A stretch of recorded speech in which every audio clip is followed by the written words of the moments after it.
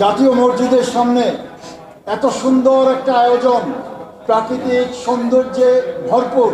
আমার ভাই সরোর ভাই সত্যি একটা যুগশ্রেষ্ঠ আয়োজন করেছেন এবং আপনাদের এই যে উপস্থিতি জানান দিয়েছে যে সরোর ভাইয়ের প্রতি, ইসলামী সমন্বয় পরিষদের প্রতি আপনাদের যে ভাবাবেগ। মহান আল্লাহ তাআলা বলেছেন যে যখন বান্দারা, আমরা যারা রোজা রাখি, আমরা যখন রোজার আগ মুহূর্তে অপেক্ষা করি, আলোচনা করি এবং ইফতার নিয়ে আমরা যখন সামনে বসি, তখন আল্লাহ তাআলার কাছে সবচেয়ে আনন্দের, সবচেয়ে খুশির একটি সময়। সুতরাং এই সময়ে আমরা এসেছি এবং আমাদের জন্য যারা রোজাদার আছে, রোজাদারের জন্য সবচেয়ে খুশির সময় হচ্ছে ইফতারের আগ মুহূর্তে। জীবন্ত কিংবদন্তি ভালো লোক অধ্যক্ষ ডাক্তার এস.এম. সরোয়ার।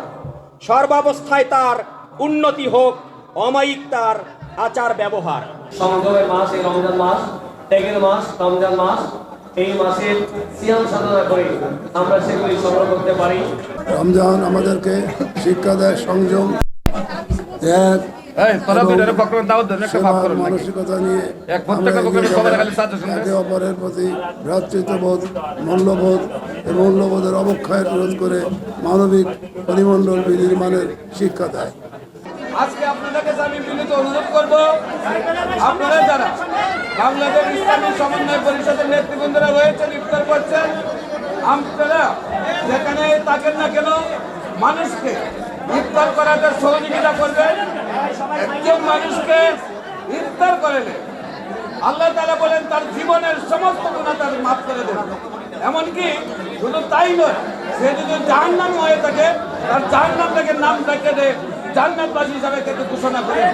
পাশাপাশি একটি রোজা রাখলে যতটুকু সওয়াব হয় ততটুকু পরিমাণে সওয়াব আল্লাহ তাকে দান করেন। এত বড় সওয়াবের কাজ আল্লাহ রমজানের মধ্যে দান করেন, তা কল্পনা করা যায় না। তাই আমি বলবো ইসলামী সমন্বয় পরিষদের প্রত্যেকটা নেতৃবৃন্দকে, যে যেখানেই থাকেন, রাস্তায় ঘাটে, হাটে মাঠে যাকেই পান, একটু ইফতার করার সুযোগ দিবেন।